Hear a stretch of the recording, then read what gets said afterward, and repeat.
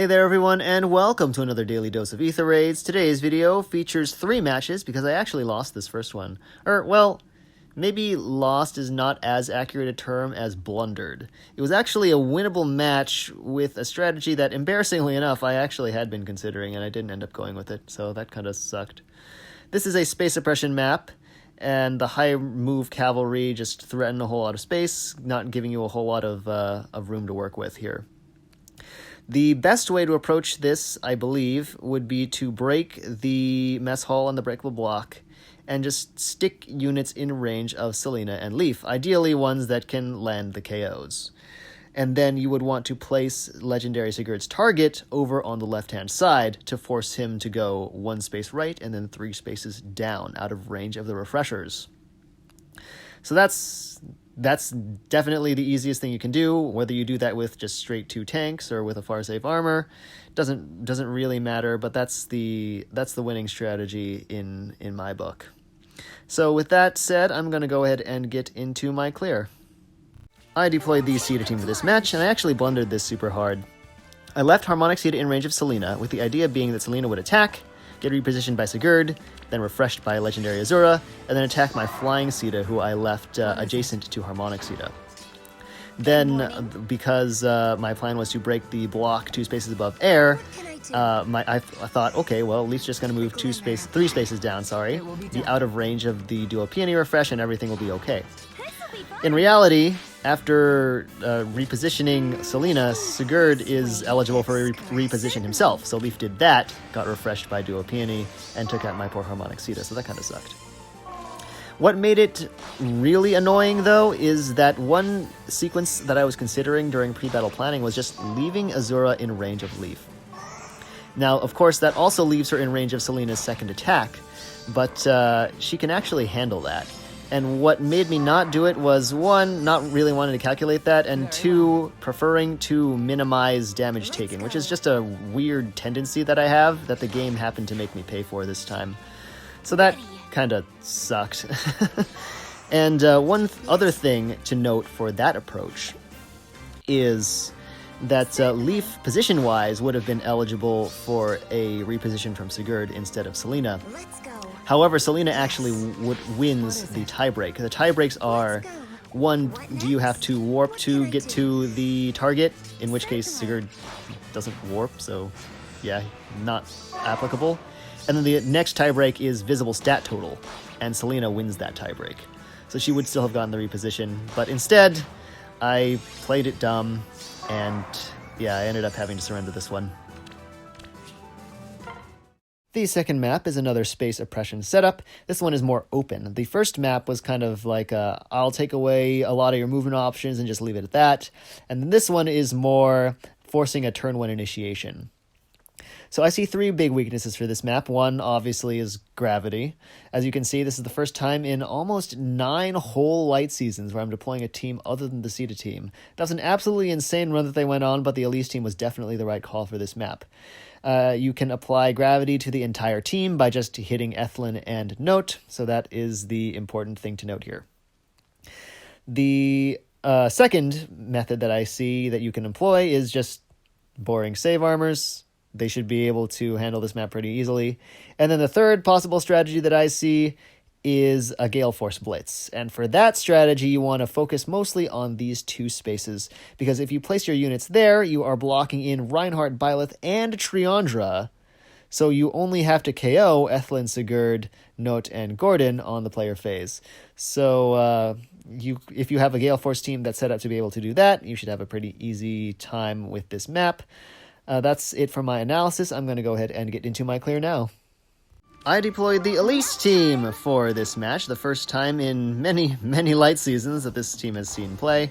The idea here was that I wanted to hit the Ethlin and the Note, taking them out with Elise to apply gravity to everybody else.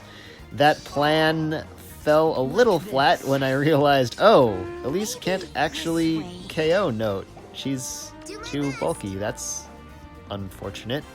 And so I had to adjust my strategy, and instead I just deleted the Gordon and this Legendary Sigurd, So that forces Triandra to attack Elise. Of course, I repositioned Azura out of Triandra's range with air, and nobody else can get to her. And then I just kind of hit a bunch of enemies with gravity as I ran around to grab the ether structures for a relatively easy clear. Okay.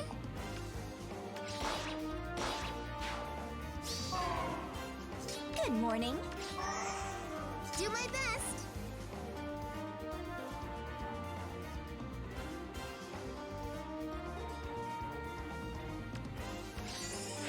The glimmer of life. Let's go. Yes. I bestow my blessing.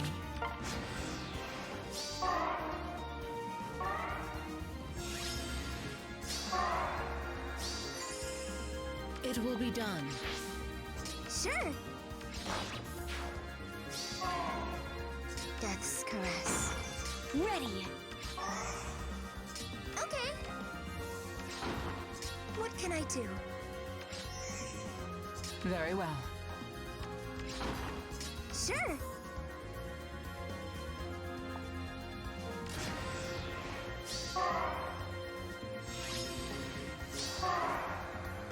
Do my best.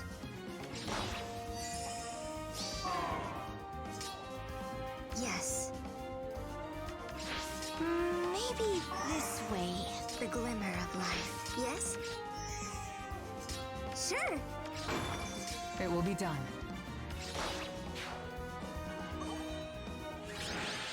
The third map is another space oppression setup. This one, just like the first map, is just a kind of a closed map so that you have limited space to work with. I think the best way to kick things off here is to just leave a unit in range of Elise. Then Lilina is going to start things by providing Elise with a rally, and then Elise will attack. After that, I believe Marth is actually prioritized for the refresh from Triandra. By the post-combat assist priority rules, the tiebreak falls to highest visible stat total. Marth wins that handily. Note that highest visible stat total does exclude HP, at least it does from my testing of that tiebreak. So then he will move. Actually, I'm not entirely sure whether he'll move straight down or straight to the right. It kind of depends. I believe he would want to move towards that breakable block, but I'm unclear on which space he would choose to do so. After that, on the next turn, I think what you would probably want to do is break the Aether Fountain. See, what that's going to do is it's going to force Triandra into at least moving before Lilina, since Triandra will then be closer to your team than Lilina will. So she won't be able to provide a refresh to Lilina, which is good to just prevent Lilina from actually getting to your team and attacking. Unless you want that to happen, in which case, by all means, leave it intact and just continue to bait the enemies from over that wall of structures and wait for the melee units to slowly wind their way around on the right-hand side. I deployed the Savior Squad team for this match, and that's really all there is to say. Alright, I'll talk a little bit about this opening, since it's relatively common for when I deploy this team, I guess. So, what I do is I have my save armors and one unit just drop down into the open space I have on the bottom row, and then use Rescue on Peony and have Peony refresh the last unit so they can warp over Flame and get into the corner on the left edge of the map. That places most of my units in range of my save armors, and then, of course, we're protected from not blazing light AoE attacks. So that's the idea. That's the idea there. Pretty basic stuff. So I'm just gonna go ahead and let the rest of this map play out. Nothing super noteworthy here outside of, I guess, my opening. So, yeah. I'll let it run. Of course. Yes, of course. Death's caress. Ready. Right away.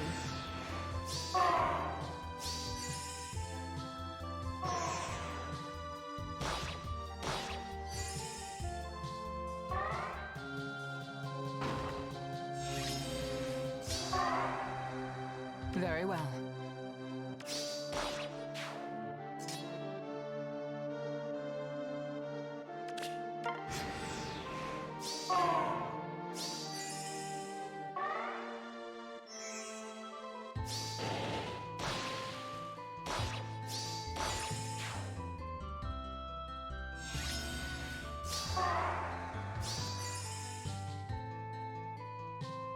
You're sure?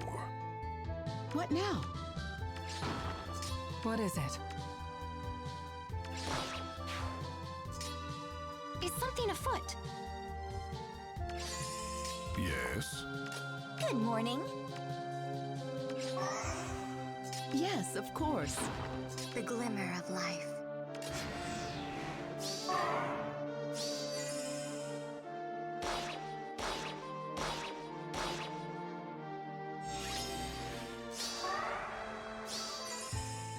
It will be done. Away we go!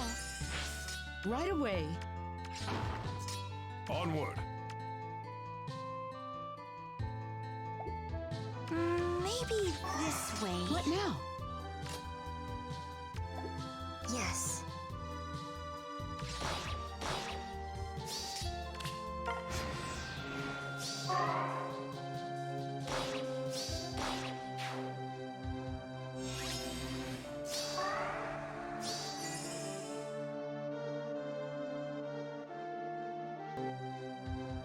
Away we go! What is it? Good morning. It will be done. Yes, of course. Yes. The glimmer of life.